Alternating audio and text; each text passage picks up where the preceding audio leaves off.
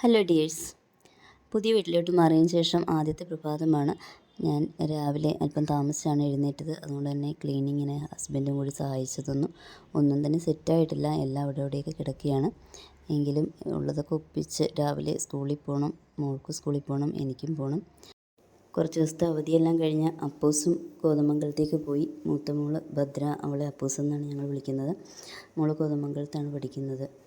അവിടേക്ക് പോയി. പിന്നെ ചക്കു, ഞാനും ഹസ്ബൻഡും ഞങ്ങളുടെ മിക്കുവും മാത്രമേ ഉള്ളൂ. ചക്കുവിൻ്റെ സ്കൂൾ ബസ് രാവിലെ 8 മണിക്ക് എത്തും. അതുകൊണ്ട് ചക്കുവിൻ്റെ ലഞ്ചെല്ലാം പാക്ക് ചെയ്ത് വെച്ചതിന് ശേഷമേ ബാക്കി കാര്യങ്ങളെല്ലാം ഞാൻ ചെയ്യാറുള്ളൂ. ഈ രാവിലത്തെ സമയം ഇത്ര സ്പീഡിൽ ഓടുന്നതിൻ്റെ കുട്ടൻസ് എനിക്ക് ഇനിയും ഇവിടെ കിട്ടിയിട്ടില്ല. എല്ലാ സ്കൂളിൽ പഠിക്കുന്ന കുട്ടികളുള്ള അമ്മമാർക്കും ഇത് തന്നെയായിരിക്കും അവസ്ഥയെന്ന് എനിക്ക് തോന്നുന്നു. ചക്കുവിനെ സ്കൂളിൽ വിട്ടതിന് ശേഷം ഒരു 10 മിനിറ്റ് ഞാനൊരു ബ്രേക്ക് എടുക്കും. ആ സമയത്താണ് ഞങ്ങൾ ചായ കുടിക്കുന്നത്. ഇന്ന് എഴുന്നേക്കാൻ കൂടി അല്പം ലേറ്റ് ആയതുകൊണ്ട് പെട്ടെന്ന് കാര്യങ്ങൾ ചെയ്യേണ്ടതായിട്ടുണ്ടായിരുന്നു. ഒരു തക്കാളി മുരിങ്ങയ്ക്ക കറിയാണ് വയ്ക്കാമെന്ന് വിചാരിച്ചത്. അതിന് വേണ്ടിയിട്ട് തക്കാളി മുരിങ്ങയ്ക്കയെല്ലാം അരിഞ്ഞ് പെട്ടെന്ന് തന്നെ, പ്രത്യേകിച്ച് വേറെ അരിയാനൊന്നും നിന്നില്ല, ചട്ടിയിലേക്ക് തന്നെ അരിഞ്ഞിട്ടു.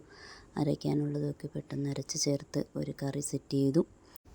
ഈ കറി ഞങ്ങളുടെ നാട്ടിൽ സാധാരണയായി എല്ലാ വീടുകളിലും ഉണ്ടാക്കാറുള്ള ഒരു പുളിങ്കറിയാണ്. ആ കറി തിളയ്ക്കുന്നതിൻ്റെ ഒപ്പം തന്നെ ഞാൻ എൻ്റെ ലഞ്ച് ബോക്സും കൂടി ഒന്ന് സെറ്റ് ചെയ്ത് വെച്ചു. സമയം അത്രയും കളയാനില്ലാത്തത് കൊണ്ട് തന്നെ താമസിച്ചാണല്ലോ ഞാൻ എഴുന്നേറ്റത്. പിന്നെ അല്പം ഉണക്കച്ചെമ്മീൻ ഉണ്ടായിരുന്നു, അത് ഞാൻ വേഗം തന്നെ വറുത്ത് വെച്ചു. ഹസ്ബൻഡിന് എത്ര കറി ഉണ്ടെങ്കിലും അല്പം നോൺ വെജ് എന്തെങ്കിലും ഒന്ന് വേണം. ഒരു മുട്ടയോ അല്ലെങ്കിൽ ഒരു ഉണക്കച്ചെമ്മീനോ ഉണക്കമീനോ എന്തെങ്കിലും വേണം. അപ്പോൾ അതുമൊക്കെ സെറ്റ് ചെയ്ത് വെച്ചു.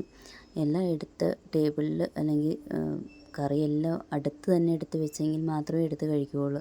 ദൂരെയാണെങ്കിൽ പോലും കറിയൊന്നും എടുത്ത് തുറന്ന് നോക്കാനുള്ള ഒരു മടിയൊക്കെ എൻ്റെ ഹസ്ബൻഡിനുണ്ട്. അതുകൊണ്ട് എല്ലാം അടുത്തെടുത്ത് സെറ്റ് ചെയ്ത് വെച്ച് ഞാൻ ബ്രേക്ക്ഫാസ്റ്റും കൂടി ഉണ്ടാക്കി സമയം കളയാനില്ലാത്തത് കൊണ്ട് അമൃതം പൊടി, റാഗിപ്പൊടി ഇതൊക്കെ ചേർത്ത് ഒരു ഹെൽത്തി കുറുക്കാണ് ഞാൻ തയ്യാറാക്കിയത്. ഇപ്പോൾ തന്നെ സമയം കഴിഞ്ഞിരിക്കുന്നു. എത്രയും വേഗം സ്കൂളിൽ പോകേണ്ടതുകൊണ്ട് നടന്ന് നിന്നുമൊക്കെയാണ് എൻ്റെ ബ്രേക്ക്ഫാസ്റ്റ് കഴിക്കൽ. ഗ്യാസ് ഓഫാക്കുന്നതിനിടയ്ക്കും വാതിലടയ്ക്കുന്നതിനിടയ്ക്കുമൊക്കെ. അപ്പോൾ ഇനി എത്രയും വേഗം സ്കൂളിലേക്ക്.